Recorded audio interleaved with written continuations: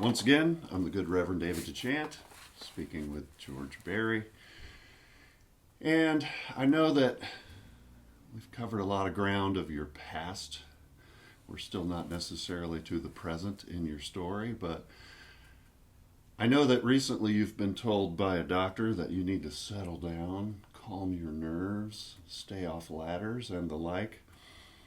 I know that even the news gets you excited. I remember when the Three Gorges Dam was maybe going to overflow, you were raising things off the floor.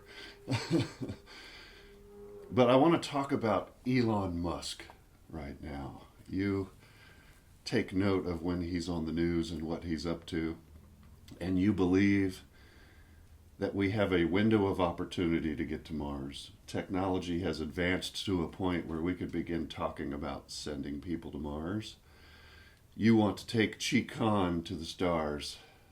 Tell us about those first people that are going to get on a thing and go through space to another planet, that they're going to pair up, that they're going to have to do exercise, they're probably going to mate. Tell us about that. That's the religion. That's going to Mars. Let's take it. The Qigong is only for the health and happiness of the people who are in the religion. It's going to be a way for people to fight off the extreme boredom of being in a tin can for 6 months. It will drive a lot of people crazy. Can you do DeChant in 0G? That is something, well, with Velcro on your feet. Okay. I don't think about, first of all, 0G is, we can't live in 0G. We begin to deteriorate. Right. And, yeah. We will be a different animal after living in 0G. You might not be able to get a woman pregnant in 0G. We're going to have to solve the gravity problem. That's all there is to it. They're not going to be weightless the whole trip and then to be 1/3 the gravity on Mars. You live there, you're born there, you can't come back to Earth. Right. It's all right to be 150 pounds and then suddenly be 50 pounds. Right. But the other way around doesn't work. Right. Your musculature, your bones, everything deteriorates. Yeah, it would kill you to come back. So we got to solve the gravity problem, which is probably centrifugal force, but there might be something else. But without the gravity, we're pretty much doomed. And what they're thinking about now, Elon is thinking of, is take 2 starships, tether them together, and spin them around each other. Mm-hmm. So you got centrifugal force pushing out on both of them, and that will give you gravity. And you have gravity all the way to Mars. But when you get on Mars, you may have to spin around. May have to be some kind of artificial gravity. If a woman can get pregnant on Mars and they can have a baby on Mars, and the baby grows up, that baby can't come back to Earth. They're Martian. Mm-hmm.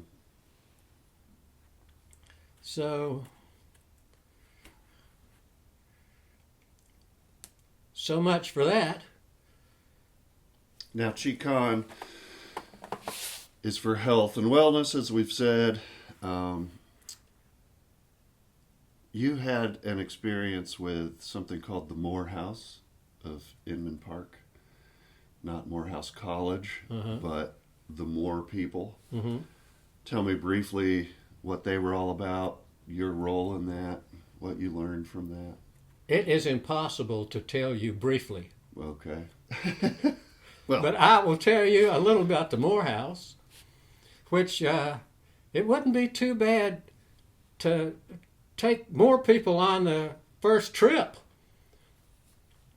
The Morehouse is for lack of a better term, a sex commune.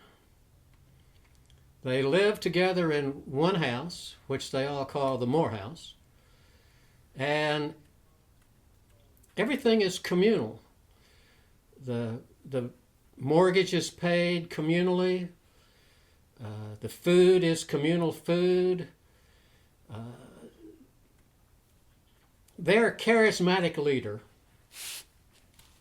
who is dead now, but wanted to make rules for the Moore commune that people could live by, that people could not be at each other's throats all the time.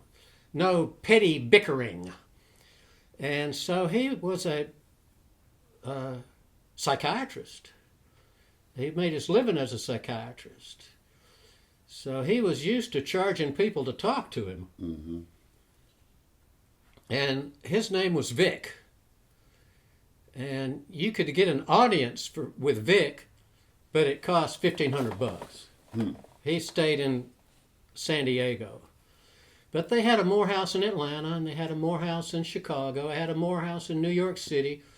And there's lots of Morehouses. They don't really advertise a lot, but you can find one. If you find a Moore person, you can find a Morehouse in your area to go to.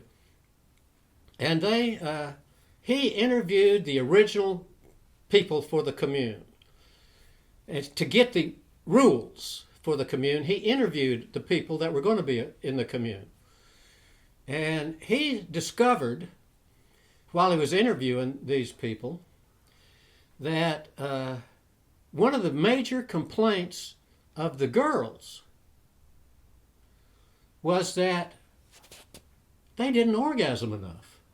The women. The Let's women. just say the women. The instead of women girls.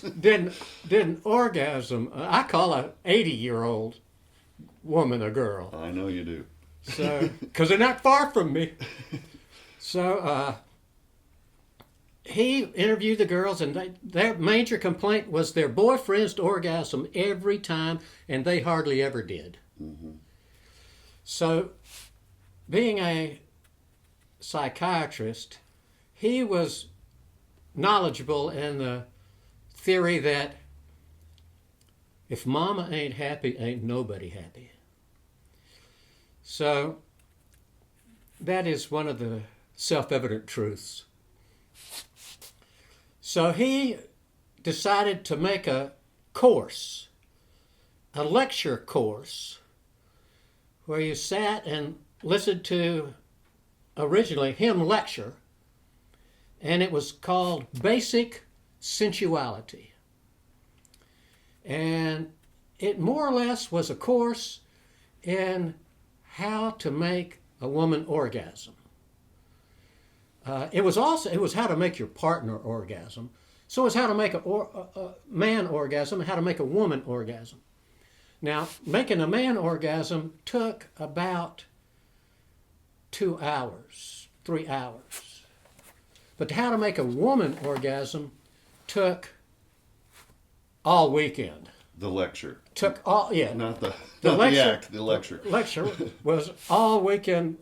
It took all that day. It was a Friday, a Saturday, and a Sunday. The Friday and the Saturday were lectures, and the Sunday was sort of a review and a party. Mm-hmm. So the course cost $350, but it was well worth it. It was well worth it. And that's basic sensuality. It is a prerequisite to every course at the Morehouse. They have a lot of courses. That's the way they support themselves. They charge for courses. And there's a course called Man-Woman. And it's all about the game of man-woman and how it's played. Of course, they include woman-woman and man-man. But it's, they say, unless you're into animals, mm-hmm. There's only 3 games in town. Woman-woman, man-man, and man-woman. And here are the rules. We're not telling you how to play the game. We're telling you the rules of the game. And you can't change the rules of the game, but you can change how you play the game. So they had lots of rules that you had. Well, take, for example, the first rule was in man-woman. The first rule was a man will always leave an angry woman. A man will never leave a happy woman. So that's a rule. And they also have a rule like a lot of women complain that their boyfriend or their husband never listens to them. They can be saying something and the boyfriend or the husband is just paying enough attention to intersperse occasionally, yes, dear. Yes, dear. But he's not hearing them. He's not listening to them. So the rule of the game is if you want your significant other to listen to you, hit him with a 2x4. There has to be you have to do something violent for him to pay attention. Even if that's taking a china plate and breaking it on the floor. You have to do something violent or he won't listen to you. You have to break that nonchalance he has by doing something violent, and that usually works. I'm not talking, he don't hit him with a 2x4. You don't hit him or anything like that. But it has to be something violent. So that's one of the rules in the man-woman game. In the basic sensuality, it's all about, you got to slow your roll. Slow your roll a little bit. But even if it's only 5 minutes, if you slow your roll, she gets a little happier. The idea is to make her want it. So you have to do, one of the things I say to start with was a woman has 8 to 10,000 more nerve endings in her sex organs than a man has in his sex organs. So you massage her. They think that intercourse is overrated for a woman. It's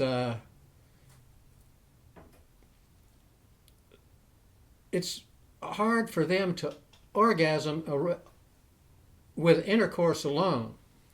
So you can make them orgasm with digital massage of the clitoris. Usually the term rhythmic comes up in that massage. They teach you how to do it, and the idea is to foreplay and make her hot, but then stop and pull back a little bit, and then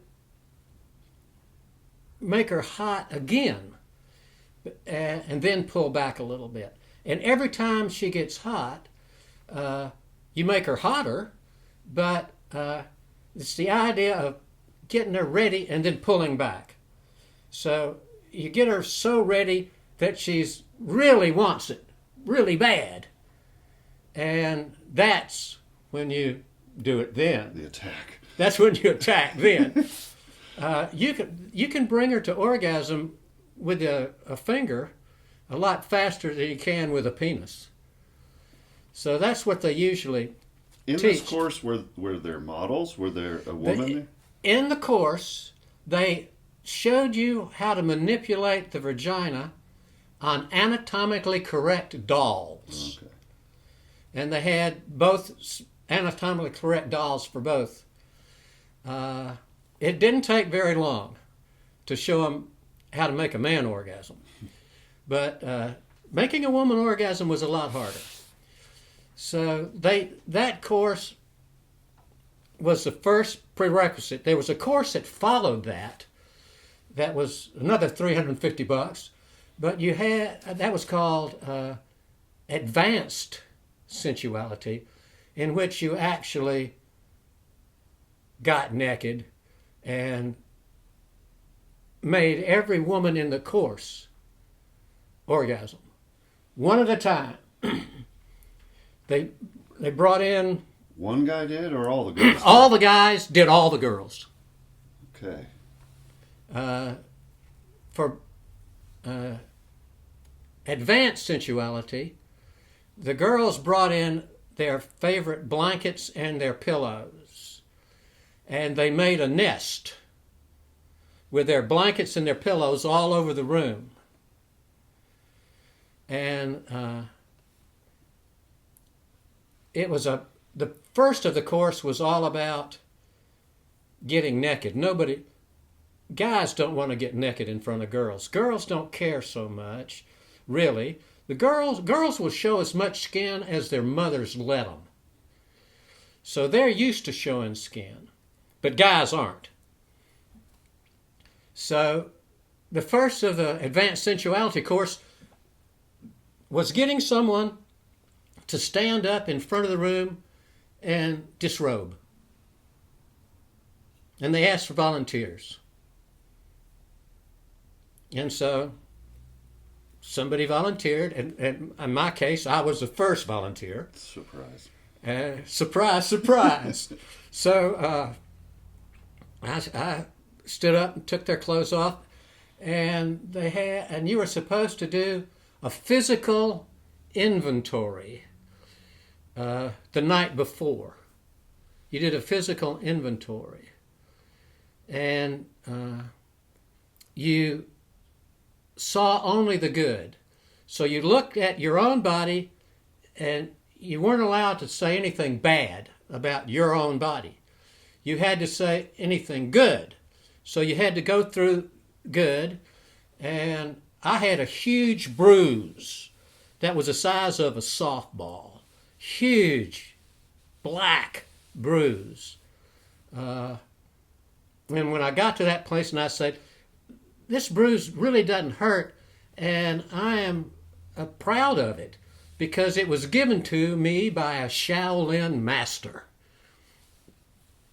So it was an accident, but it was a blow from the master I was taking Kung Fu from at the time. And then everybody else had to do it too. Reluctantly, but everybody else had to do it too. And then the girls were all in their nest, and the guys had to put on surgical gloves and go to every nest and practice what they had learned.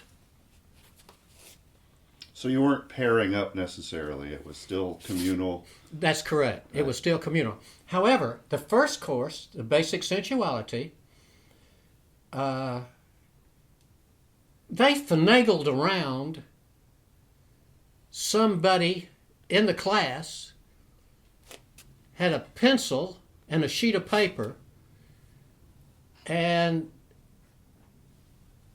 if you wanted to make contact with your classmates, you were to write down your name and your telephone number. You didn't have to, and you could write your initials and your telephone number. A lot of people just passed the paper and didn't write anything. But after the class was over, they taught you all this stuff. They didn't call it intercourse, they didn't call it sex, they call it a do. You do a girl. You have a due date. And the girl comes over to the guy's house, and the guy has to have a clean house, and the bed has to be fresh sheets, and all of these rules that the guy had to do before the girl even got there. And she was there by choice. Correct. She didn't have to hook up with anybody in the class. Correct. She needed to get this experience under her belt, and who better than someone else taking the class, I guess. Correct. What usually happened is a girl might see a guy across the room and say, I would like a date with him. Not I want to go to bed with him, but I would like a date with him. A lot of them say, I want to screw him. But so what would happen in a due date is you call a girl up, you got her phone number, you call the best looking girl in the class and say, would you like a due date? And usually it comes back, I'm not sure, I don't know. And you ask her out for lunch. You go to lunch with her, and there's no strings attached, and you go to lunch, and you talk over lunch, and then you plan your due date, or not. So, of course, I called the best looking girl in the class, and we had a lunch date in Decatur. Decatur is the town of restaurants. Yes. It's full of restaurants. Mm-hmm. So she got to pick her restaurant, and we went out and we talked at the restaurant, and we set up the due date. On the due date, they teach to make a girl orgasm, you have to have clean sheets, you have to have a clean apartment, you have to know her visiting dignitary things. You have to prepare by having by the bed a record player or something that plays her favorite music. Mm-hmm. You have to have by the bed her favorite food, her favorite taste, her favorite hors d'oeuvre, her favorite candy. You have to have that by the bed. And you have to have something that's her favorite smell. Usually it's an incense that she likes the most. Sandalwood or another incense. Mm-hmm. Sandalwood is more for religious purposes. It might be lilac or something like that. You find out her favorite smell and her favorite taste and all her, they call it visiting dignitaries thing. If you had a visiting dignitary, you'd want all this stuff. Mm-hmm. You'd want a clean house. You'd want whatever the dignitary liked to eat. And it's all about her. It's all about her. Okay. It's all about her. It's not about your orgasm. Mm-hmm. That's easy. It's all about her. So when she comes over, she runs the show. So and it is the best date a guy ever had, because there is no seduction. There is no deception by seduction. Mm-hmm. You know what she's there for. She knows what she's there for. And it's like a spa visit. Yeah. And the guy has all her visiting dignitary stuff there. Everything's clean. She knows what's going to happen. So getting her into bed is not hard. Mm-hmm. And when she comes over, you know what she's there for. Mm-hmm. She knows what she's there for. So there's no, is it going to happen or not? It's not about relationship or building a partner.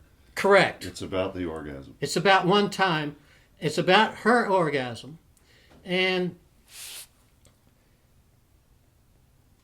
when she leaves, you can't call her.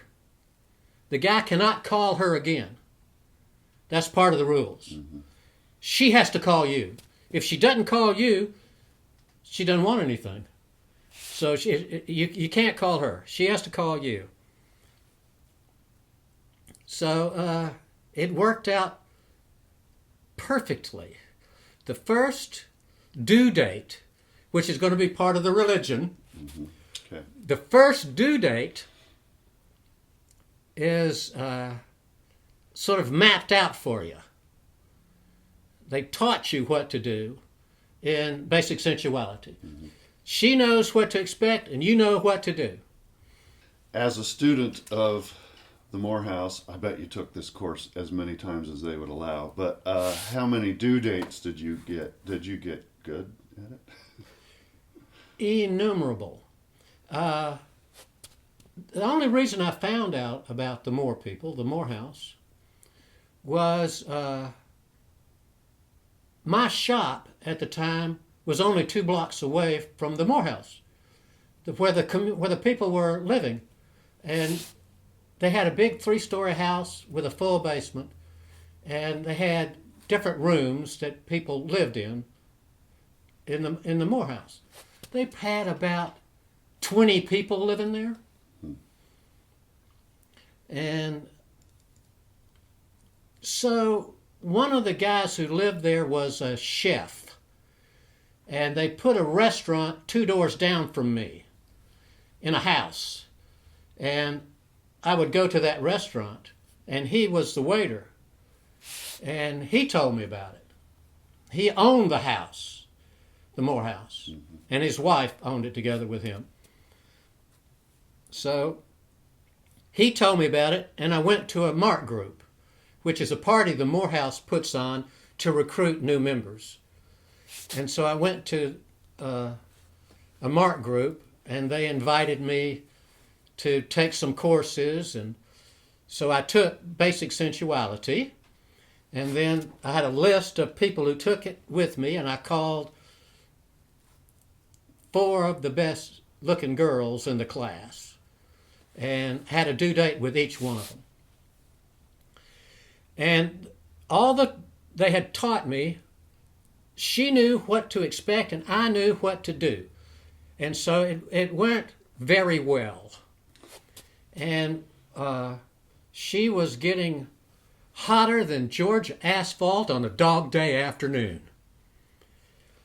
And I was going up almost to the point of orgasm and then stopping. And then going almost to the point of orgasm and then stopping. Her orgasm. Her orgasm. And almost to her, but every time she was getting hotter and hotter. And so the last time I figured it was time now. So I started off slow and went up to her almost there, and then I turned on the charm, and then I pushed her off the cliff, and then I went for it. Oh, and one thing that they teach is you have to get all of her senses involved in this orgasm, all of her senses. And that includes conceptual thought. You know how the chakras run down your spine, but the chakras above, one of the first chakras above your head. It's all, and so she had to have, I had to put something in her mind to think about during this orgasm.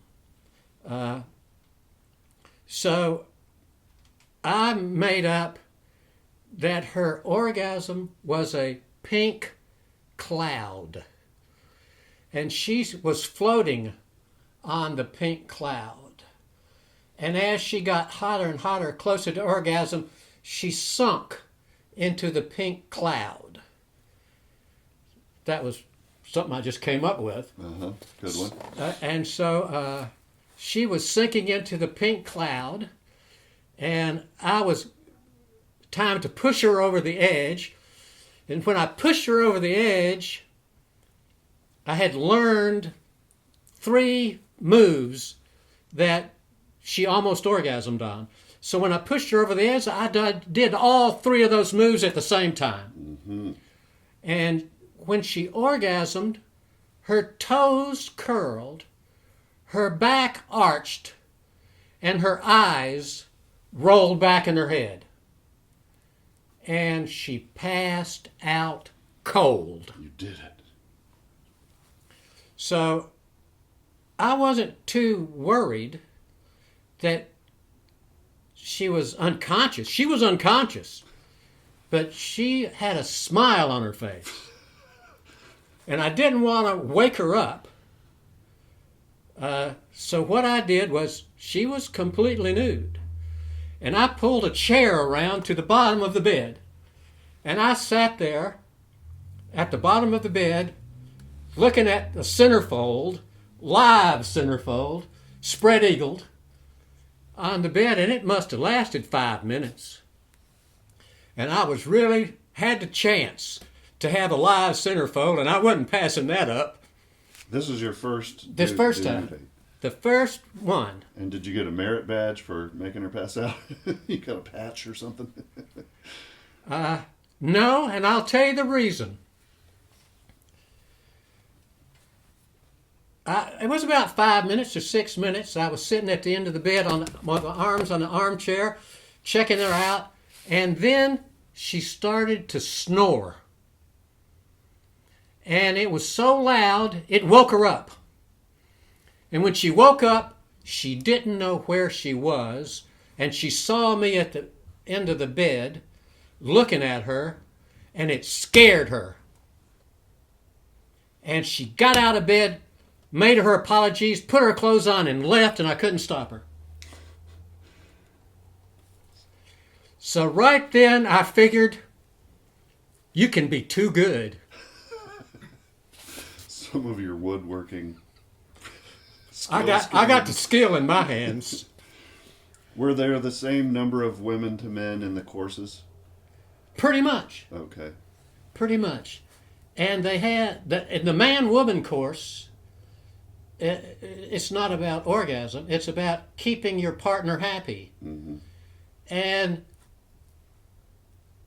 businesses would send their salesmen to that course, and they could use the things you learned in there, keeping your mate happy, selling.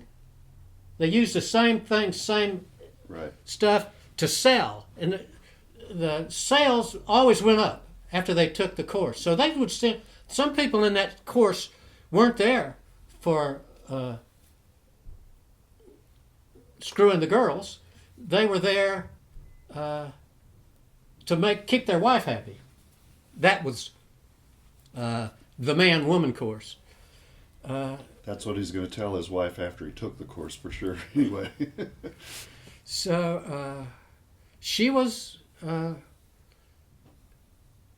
well, she didn't like the fact that I called another girl too. So we dated a little bit, but and she was a Jewish girl. And I've always thought that Jewish girls are hornier or hotter than American girls, than Christian girls, because they don't suffer from a Christian upbringing. Interesting. So, and that's true. I know a lot of them don't like it when I say that, but That's all right. That's just what we want you to say. yeah, right. But it is true. And so I called another girl, and she said okay. And I called another one, and she said, okay, let's go up to my lake house. And I said, well, all right, that's good, because I didn't have to clean up then. So we went up to her lake house. That was good. And I wound up dating her for a while. When you dated someone that you'd had this due date with, did you continue along that process, or was it just good old-fashioned dating that the two of you were having normal sex, or were you always there? No. Once a girl has a due date, she doesn't want to go back to anything else. You can rest assured that she's not going to go back to the old dating thing like, maybe I will and maybe I won't. You better take me out and show me a good time, or I'm not even thinking about it. That's not in the picture anymore. Right. So you ask them, you can just ask them, how about a due date? You don't ask them to the movies. You don't ask them for dinner. Mm-hmm. You ask them for a due date. And they either say yes or no. Or they usually say, I'm not too interested, but I'm thinking about it. Ask me again later. And that's really, it's a way to make the guys hornier. An offer is never more attractive than when it has been withdrawn. So the girl is liable to say okay for a due date and then call you the next day or the day before the due date and withdraw it. Say, I'm not feeling good. We have to postpone it. We can't do it tomorrow. And that is all part of the ritual. She has withdrawn the offer. So now she's attractive as hell. Now she's more attractive than she's ever been because you withdrew the offer. In the course, was there a time in which the men were in the nest and the women serviced them? No. No, it was all about the female orgasm. Correct. Because the guys Because could if have an mama orgasm. ain't happy, ain't nobody happy. I got you. So in the Morehouse, everybody's happy because the women are happy. Sure. And Matriarchal run in that case, I guess. the women know better than to try to organize a matriarch. They allow the men to think that they are in charge when actually they're in charge. They say the women say to each other, if you want a guy, if you think you would like a due date with a guy, you don't ask him for a due date. You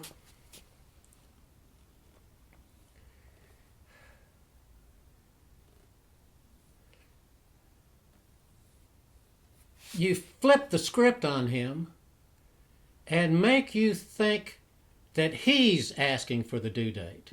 So you just make him, bring up the subject until he asks you. Because in the man-woman course, and they touch a little bit on this in Basic Sensuality. Basic Sensuality was the only course to begin with. Basic Sensuality is what Vic taught originally. And a woman can get a man to do anything she wants him to do when she wants him to do it. If she can just convince him that it is his idea, that it's his own idea. So that's what the girls do. They convince the guy that it's his idea. They don't say, take the garbage out. They say, I smell something. I smell something funny. And it's his idea to take the garbage out. So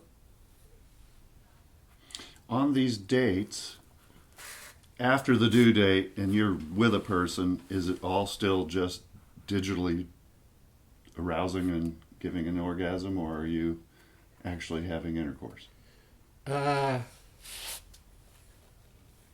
the second or third due date winds up in intercourse.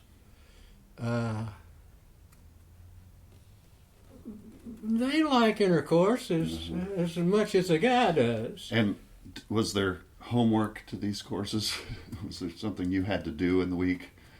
I don't want to give away a spoiler. I don't want a spoiler on this, but in Basic Sensuality, the first course, first day, you have homework, which you have to go home and do your homework. And then you come back on the next day and you discuss your homework. Your homework was go home and masturbate. And you're supposed to set the stage like you set the stage for a due date. You get stuff beside the bed. You find your favorite magazines, or whatever it is. That set up the thing, turn the phone off, and masturbate. Pretty easy to pass this course, I guess. It's pretty easy to make an A. So the next day, when you come back, they say, does anybody want to discuss their homework? And they go around the room. You don't have to discuss your homework. The prime directive in the Morehouse is don't do anything you don't want to do. Don't do anything you don't want to do. That's the prime directive. If somebody in the Morehouse says do this and you don't want to, you say, I don't want to. And that's the end of it. So the girls, you don't call them back. You can't call them back. And they pretty much call you, and it winds up in intercourse sooner or later, because once she's orgasmed, once a girl orgasms, it's easy to make her orgasm again, opposite of a man. So you just keep going. The due dates now become multiple orgasms. And we were just talking a little while ago about how the Morehouse started. And it started in 1968 in the Summer of Love in California, where Haight-Ashbury was the big word, and everybody, all the hippies went to Haight-Ashbury. And all the hippies were there, and they were camping out everywhere. And the hippies were what they called boosting a meat truck, which means they would steal it, boost it. They would shoplift it. They would boost a meat truck, and they'd bring out all the steaks and stuff, and everybody had steaks, and everybody got fed. All the food was coming in from all the hippies going and bumming food. And after the Summer of Love, the Morehouse started. Right there. The Morehouse was a commune, and after a while, the Summer of Love turned into a bunch of poor hippies begging for food on the street. So it sort of went away. And several communes were started after, and the Morehouse was one of them. And they went to the psychiatrist because they thought it would be good for the commune. And the only commune that lasted to this day is the Moore people. There was a commune called the Ant Farm, and it lasted for a long time. But as far as I know, this is the only commune that was original, that started in the Summer of Love. We took a little direction with Elon Musk earlier in talking about going to Mars, and it's your opinion, correct me if I'm wrong, that some of the teachings that you've learned from the Morehouse would be good on that ship. Yes, they should have a Morehouse on Mars. If the women aren't happy, nobody's happy. If you want the if you want the colonists on Mars to be happy, just make the women happy. You don't have to make the men happy. The women will make the men happy. You don't have to do that. So, well, I think if they're going to be touching a lot of vaginas, that brings happiness, doesn't it? Yes, that's also a good reason why when we start the new church, guys will come on Sundays, so to speak. So the Morehouse teaches that no matter what the guys think, the woman always makes the first move. You think that you made the first move, that the guy made the first move. The guy said, "That's a good-looking gal," and he saddles up next to her and starts talking to her, but she dropped the handkerchief. She was looking at you when you saw her and turned away. She made the first move. They always make the first move. They only allow the guys to think they made the first move.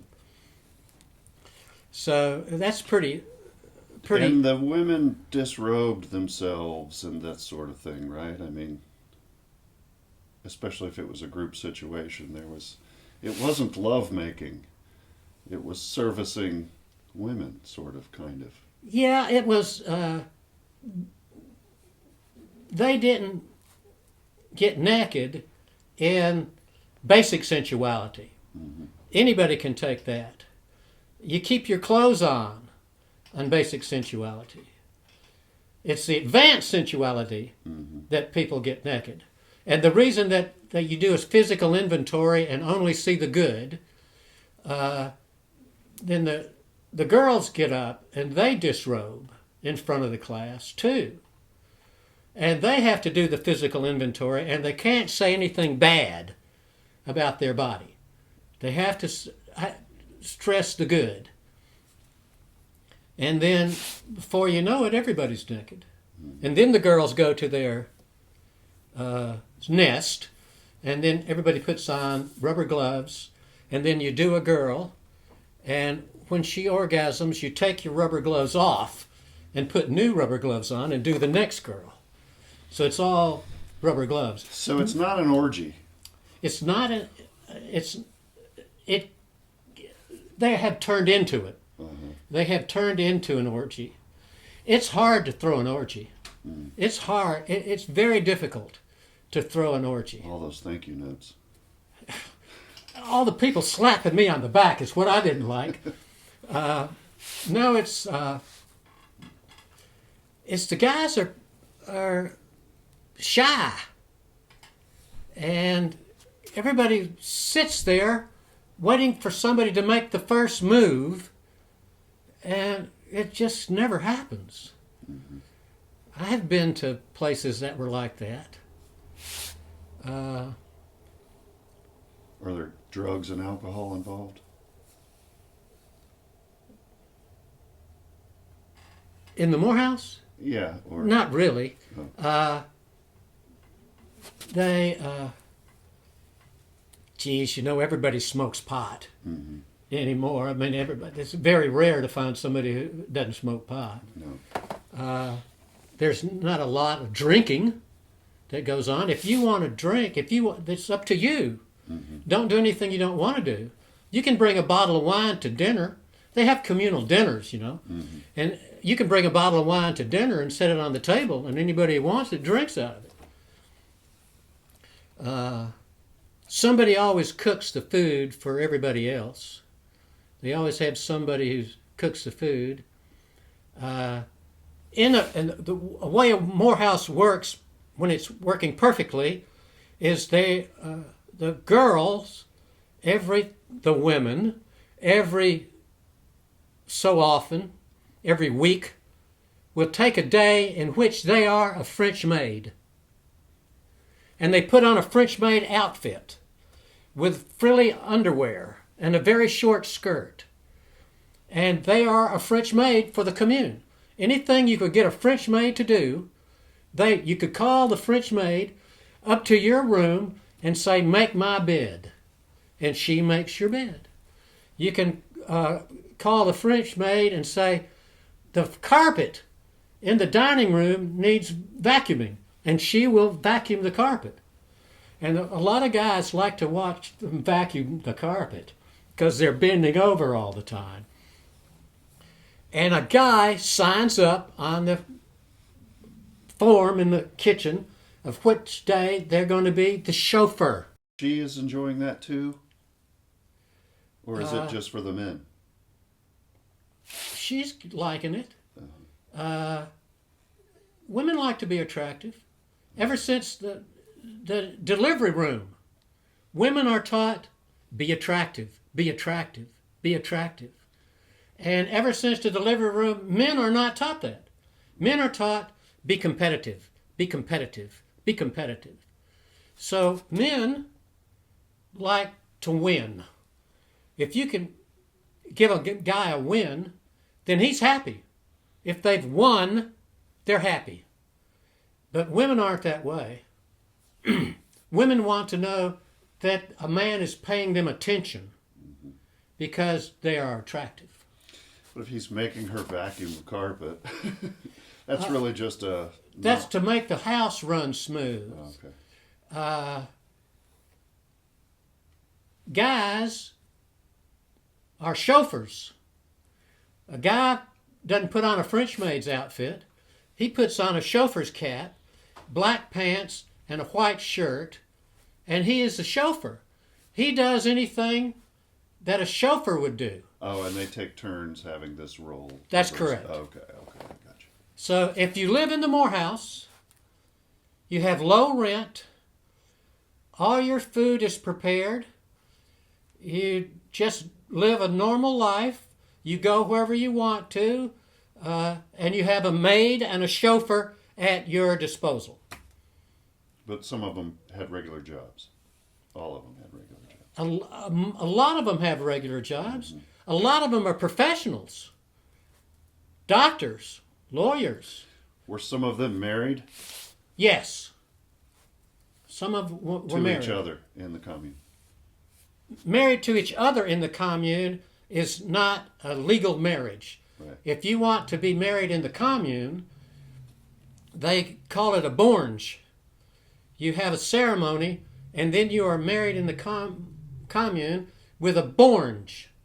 That's the name of the ceremony that you partake in if you want to be exclusive with each other.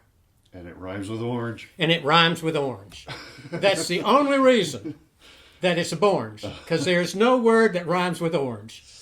So that's the borge. When you borge someone, you stand next to them, you hold their hand, and someone puts a broom on the ground behind you. Mm-hmm. And holding their hand, you have to jump backwards over the broom. Jumping the broom is what slaves did when they got married. They jumped the broom. And so Morehouse is the same way. And when you jump backwards, it's not easy. It's not an easy thing. You jump forward every time you jump. You never jump backwards. So if you're standing, try it yourself. You at home, try it. Lay down a broom, stand on one side of it, and jump over it backwards. It's not as easy as you think it is. When a couple was borged, were they exclusive at that point, or it was just a... It's up to them how their sex life goes. It's up to that couple. They can take part in orgies. They can take part in a screening group if they want to. A screening group is where you take the rubber gloves off. You take condoms off.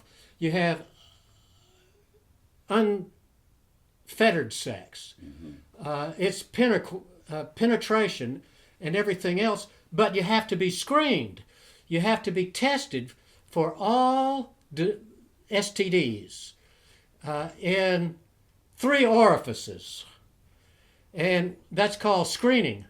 And after you get back with the paper and it's been checked off, you don't have STDs in all of these orifices, then you have to wait 2 weeks, and then you are screened. You're a screened man.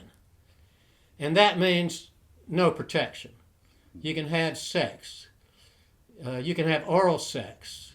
Either way, you're a screening group. And they are the ones who have the orgies. You can have group sex in a screening group. So how many...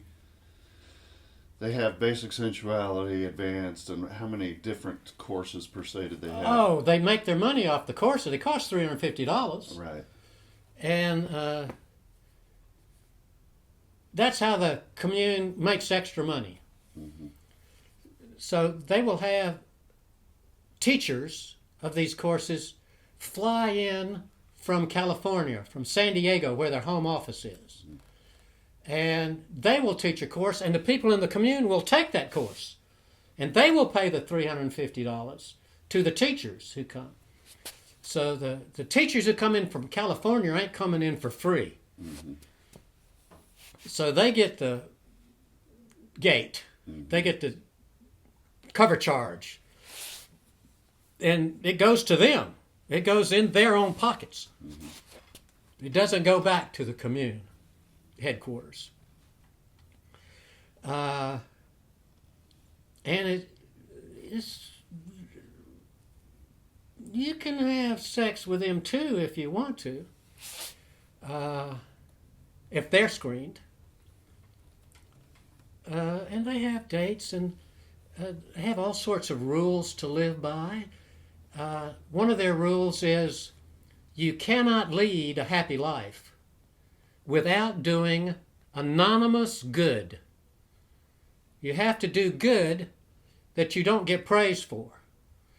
That's why nobody knows about the Morehouse, because they're anonymous. They do anonymous good. They collect food from grocery stores, dented cans from a grocery store, ripe fruit from a grocery store. They can't sell ripe fruit. It's got to be pre-ripe fruit. So they give them all the ripe fruit they got. And they give them dented cans. A bakery gives them lots of bread because it's a day old. They won't sell a bread that's a day old. So they give them day-old bread and pies and muffins. And they go around to all these places and they collect all this free food and they bring it home and they box it up into boxes. 20 to 25 boxes. They box it all up into boxes. There might be a head of lettuce, a head of cabbage, 3 ears of corn, 4 potatoes, a couple of apples in a box. Squash. And perfectly ripe. And of course, the Morehouse picks the perfectly ripe watermelon, the perfectly ripe cantaloupe. They get first pick. So in their kitchen, it's nothing but ripe fruit. In their kitchen, it's not. Instant coffee is looked down upon in the Morehouse. It's the best of everything. It's the best food. It's the best steaks. They don't skimp. There's no instant coffee in the Morehouse. It's all percolated, freshly ground coffee. So that's if it's working perfectly. You got a French maid, you got a chauffeur. They have their own limousine, which is painted purple. The house is painted purple. If you're going to ask somebody if they ever heard of the Morehouse and you see a purple house, ask them at that house. If you see a stretch limo that's painted purple, ask them at that house. Ask them then. So what point in your life did you meet these people, and was it after your stroke when you're retraining your body to do things and you're retraining your mind to do things, or was it before, during? How do you fit into the Morehouse?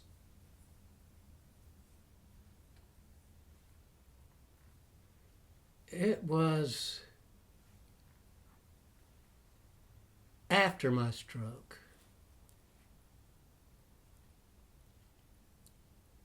It was after my stroke.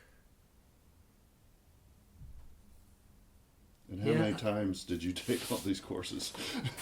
I took basic sensuality twice because you got the paper with all the girls' names on it. Right. And phone. They won't. The more teachers won't do that. They won't say, write your name on this paper if you want to practice what you've learned. If you want to practice what you've learned, have a due date with somebody in this that you took the course with. And the teachers can't say that. Somebody has to pass the paper who's a student, because more people can't do that. You'd be in legal trouble.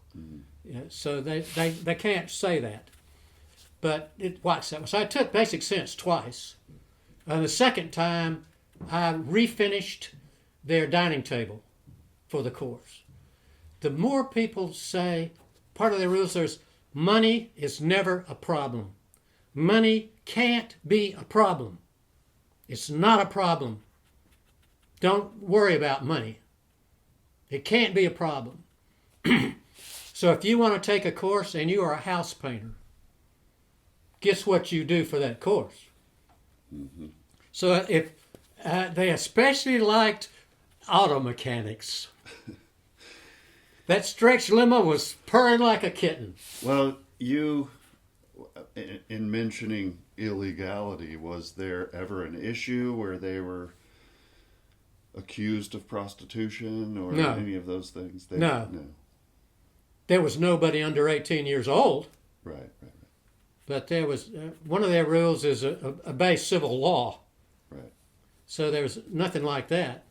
So you've got specialized woodworking in your past. You've got reprogramming your own mind and body after your stroke. You've got the things that you've taken from the Morehouse and learned. And these are all leading to what we're calling a new age, newfound religion.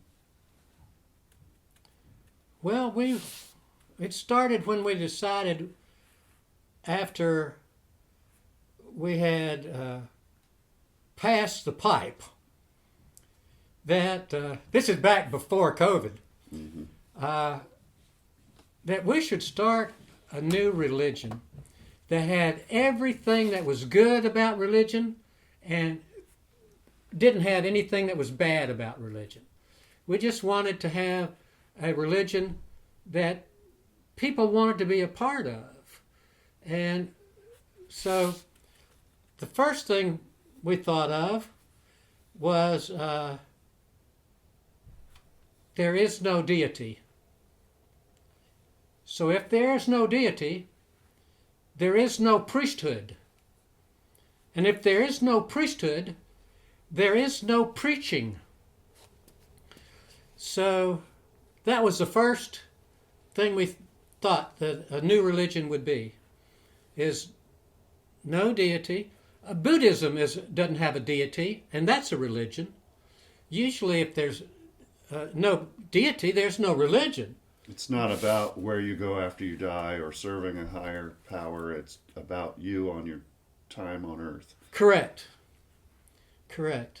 And sin is little more than non-survival oriented behavior. That's what sin is. So you can say, if you sin and die, you're going to hell. If you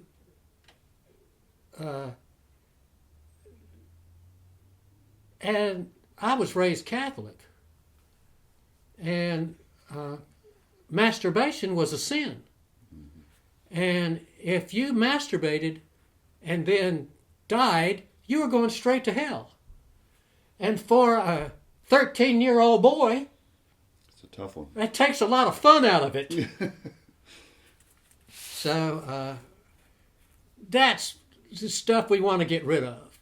The guilt that the churches lay on you, it serves little purpose except making you feel guilty and maybe not doing it. So but are they not sins, or are they still, I mean, the 7 deadly sins, for example, we know what those all are. And we need to keep those. We need to keep those. Yes, the 7 deadly sins make a lot of sense. You look at the 7 deadly sins and you can see how they're non-survival oriented. Mm-hmm. Marriage is not one of them. So the 7 deadly sins we'll keep in our religion. And I thought, now they're attributed to St. Thomas Aquinas. Nobody knows who came up with the 7 deadly sins. But they say it was St. Thomas Aquinas did that. and he did it for his abbey, for his monastery, so all the monks would lead a happier life. So we need to have those in our new religion. That's a good thing. Our new religion should be a grocery store religion. By that I mean you should be shopping for things you want and everything else you leave on the shelf. So you take off the shelf the things you want, and what you don't, you leave on the shelf. So that's what our new religion is going to be. We're going to take the things that are good and leave the things that are bad. And making everybody guilty is not a good thing. Making people worry about going to hell is not a good thing. How do you account for the sinner continuing sins then? How does it dealt with? Or the way that the new religion, should we so decide, keeps from having people commit sins is when you join the religion, you promise to try and avoid the 7 deadly sins. okay. That's a promise that you will make. So if you have tendencies towards gluttony, you're going to work on that. Correct. And we'll have a creed that, like the Apostles' Creed, it will be a creed that will say all of that in the creed. And what I'm proposing is that we list the deadly sins in alphabetical order. Well, we're just now delving into the religiosity of all of the ingredients that have made up George Berry and where you've sort of landed with it. This is what I'm interested in. This is what I want to hear more about. My experience with the Moore people. And life in general. And they are still operating in San Diego. They have a campus in San Diego with lots of buildings on it. So if you want to go, and they have a Moore University. It's not accredited, but they have a Moore University, and you can get a master's degree in basic sensuality by going to San Diego and taking their courses. And they have another course that is called ESP. Oh, ESP. It's ESP. Sexual. Extra sensory perception. Oh, okay. It's girls take it. It's how to have a better orgasm. And you go to California to take this course. And when the girls come back, They're advanced. they're advanced. They're way advanced. Is it taught by a man or a woman? No, but they go out and it's taught by a couple. All Morehouse courses are taught by a couple. A man and a woman. They don't care if you're gay or not. They don't care if a couple is 2 women or 2 guys. They don't. That's fine. But everyone's taught by a couple, and it costs money. It costs $1,500.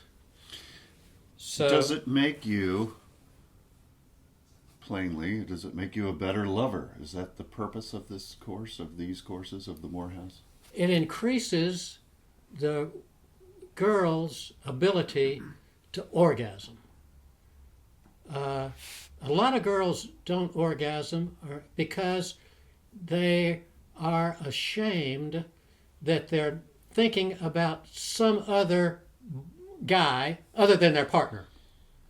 They have conceptual thought and they're thinking about another guy, and to them it's kind of cheating on their partner.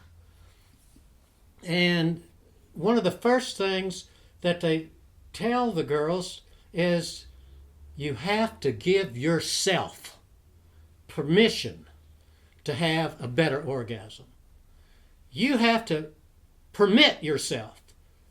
If you stay the way you are now, it's not going to work. You have to give yourself permission to do this. And so they get them to give themselves permission. And it's all about conceptual thought, and it's all about connecting parts of their body. They teach in advanced sensuality if you can train your partner to have a better orgasm by massaging the clit, massaging the clitoris, and massage another part of her body at the same time with the same pressure and the same cadence that you're doing her clit. So let's say it's her nipple. You're doing her clit at the same stroke, same pressure as you're stroking her nipple at the same time, and when she orgasms with her clit, she begins to get trained to orgasm on her nipple. So when she orgasms on her clit, she begins to feel it on her nipple too. So now she's not just feeling it in her crotch, she's feeling it in her chest. And you get both nipples, so they're both going at the same time. And that's connecting her nipples to her orgasm. And then you move to any other erogenous zone. The back of her neck or the back of her knee might be a good choice. So you do that. So when she orgasms, she feels it at her nipple, she feels it on the back of her neck, and she feels it at the back of her knee. Then you can go to the bottom of her feet and do the same thing. And sooner or later, the woman gets to be a trained woman, so she orgasms all over her whole body at one time. And that is a very worthy goal for a woman. They come back from California knowing all of this. So that is a very worthy, and they've been connected a couple of places. And when you do the girl who comes back from California, she tells you where she wants to be connected. And the last girl I did at the Morehouse who came back from California, she says she wanted to be connected to the bottom of her feet. She was having an orgasm all over her body, but she was missing the bottom of her feet. So I had to stretch a little bit and do the bottom of her feet. But that's what she wanted, the bottom of her feet. And is there a point at which you could bypass everything but one of those erogenous zones and bring her to orgasm? With one erogenous zone Yes. alone? Yes. Yes. So yes. There's a woman you could go and touch the back of her neck and she might have an orgasm. You are correct, sir. Oh. There are some women in California who are trained to orgasm at the snap of her boyfriend's fingers. Her boyfriend snaps her fingers and she can orgasm. That's a good party there. And I started saying, when they got back from California, can you orgasm at the snap of my fingers? They said, well, no, I haven't practiced that. And I said, well, I want you to practice that because I want you to orgasm at the snap of my fingers. And if I do this, if she dies, she dies. And any fatalities under your belt? no fatalities under my watch. But it's a worthy goal for a couple in the Morehouse to shoot for, because that's just a tighter pair bond. You know, if this girl is orgasming better than she's ever orgasmed in her life with you, she begins to have a fondness for you. Mm-hmm. So that should be in the religion. And it should be high on the list of any newlywed. So I would advise newlyweds to take this course. Mm-hmm. All right, well, next time we're going to talk about some of the creeds you've come up with the new religion, some of the things that are self-evident truths, and we'll delve into that a little more. There's one other thing I wanted to say in this video, Okay. and that is this. If you know about woodworking, you know the holy grail of woodworking is the dovetail joint. And if you know dovetail joints, you know that this has to be some kind of trick, because this is not possible. Next time I'll show you how it's possible. Love it. Bye for now.